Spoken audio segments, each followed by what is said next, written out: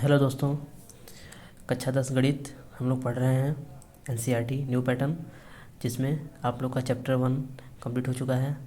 आज हम लोग प्रश्नावली 2.1 पढ़ेंगे। चलिए शुरू करते हैं। सबसे पहले हम लोग इसमें कुछ चीज़ें जान लेंगे, जैसे चर तथा अचर। चर तथा अचर हम लोग जान लेंगे। चर किसे कहते हैं? चर यानी जो चीज़ बदलता रहे, यानी वेरिएबल, जो भी चीज़ बदलता रहे, जैसे एक्स हो गया, वाई हो गया, जेड हो गया, ये सब चर हैं। अचर किसे कहेंगे? जो चीज़ फिक्स हो, जैसे कि 1 2 3 4, ये सब वैल्यू, मतलब ये फिक्स होता है तो ये अचर हो गया। ठीक है, इतना समझ में आ रहा है बच्चों? चलिए अब आगे देखिए। अब हम लोग जानते हैं कि बहुपद कैसे पहचाने हैं। ठीक है, बहुपद कैसे पहचाने कि मतलब ये बहुपद है।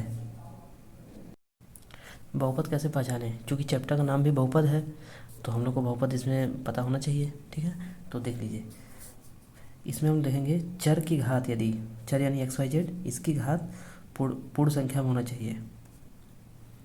पूर्ण संख्या में से 0 1 2 3 ये सब होना चाहिए। ठीक, जैसे कि 5x² + 2, इसमें देखिए एक्स चर है, एक्स देखिए इसमें चर है, तो चर का घात कितना है? 2 है, तो ये पूर्ण संख्या है। ठीक, अब ये देख लीजिए, जैसे हो गया आपका 9x, एक्स का पावर इसमें कितना है? एक्स का पावर इसमें 1 है, तो ये भी बहुपद हुआ। ठीक है, लेकिन अगर मान लीजिए हम ले लें √2x, ये तो ये बहुपद नहीं होगा। क्यों? क्योंकि रूट एक्स के पार भी है, एक्स के साथ भी है, तो √2 तो हो गया, रूट एक्स के साथ भी है, तो एक्स के पावर कितना हो जाएगा? 1/2, जो कि ये पूर्ण संख्या नहीं है, इसलिए ये बहुपद नहीं होगा। ठीक है, समझ में आ रहा है? मतलब जो भी बहुपद हो तो उसके साथ का जो चर है उसके पावर में पूर्ण संख्या हो। ठीक है, और एक्स के पावर अगर -1 होगा तब भी बहुपद नहीं होगा। ठीक है, चलिए अब थोड़ा सा और कुछ बेसिक जानकारी हम लोग जान लेते हैं।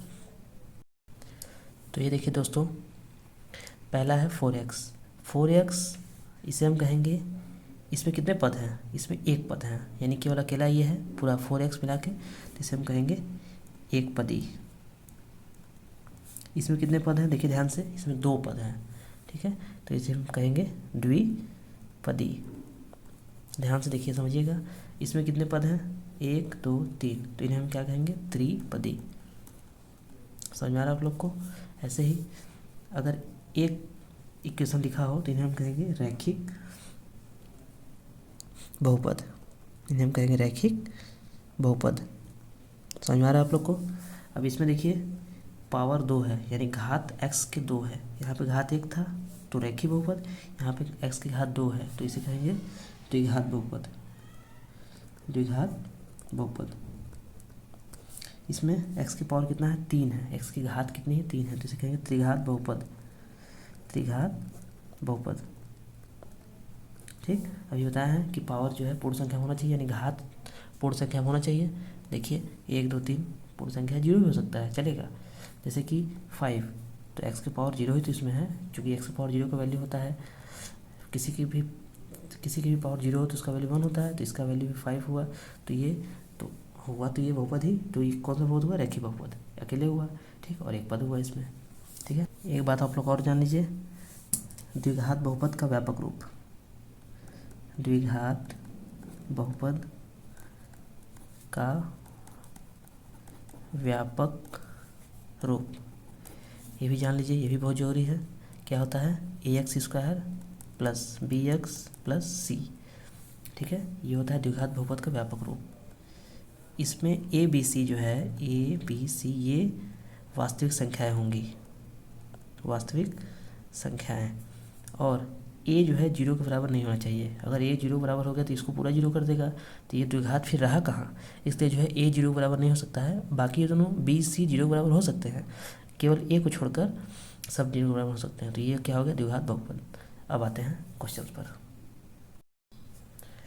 देखिए दोस्तों, प्रश्नावली 2.1 देखिए। पहला, किसी बहुपद px के लिए y बराबर पी ऑफ एक्स का ग्राफ नीचे आकृति 2.1 यानी ये सब जो दिया है वो प्रत्येक स्थिति में पी एक्स के शून्यकों की संख्या, शून्य का यानी क्या होता है, यानी कि पी एक्स का मान यानी एक्स जो है, एक्स का जो ग्राफ है वो एक्स लाइन पे कितनी बार टच कर रहा है, इसका मतलब ये हुआ। ठीक है, तो बारी बारी से हम लोग देख लेंगे। ठीक, तो इसमें जो है ये वाला जो लाइन है एक्स को टच कर रहा है, कहीं नहीं टच कर रहा है, तो यहाँ क्या हो जाएगा 0। आंसर इसका क्या होगा 0। इसमें देखिए एक्स को ये लाइन टच कर रहा है, यहाँ पे एक बार टच कर रहा है, तो यहाँ हो जाएगा 1 बस। इसमें देखिए कितनी बार छू रहा है लाइन को, 1 2 3, 3 बार, यहाँ कितना हो जाएगा 3। इसमें देखिए 1 2, 2 बार कर रहा है, तो कितना हो जाएगा यहाँ पे 2। समझ में आ रहा है दोस्तों? चलिए अब देखिए पहले पाँचवें में देखिए, इसमें देखिए कितनी बार टच कर रहा है, 1 2 3 4, 4 बार टच कर रहा है, तो यहाँ कितना हो जाएगा 4। अब इसमें देखिए कितनी बार टच कर रहा है, 1 बार, यहीं पे घूम के 2 बार, यहीं पे 3 बार, यानी 3 बार टच कर रहा है, तो यहाँ कितना हो जाएगा 3। समझ आ गया दोस्तों? तो आप लोग का ये प्रश्नावली 2.1 पूरा ख़त्म हो चुका। ठीक है, तो आप लोग खत्म हो चुका। आप लोग इस वीडियो को खूब शेयर कीजिए अपने दोस्तों के साथ, अपने भाइयों बहनों के साथ, और हम लोग मिलते हैं नेक्स्ट वीडियो में। तब तक के लिए गुड बाय।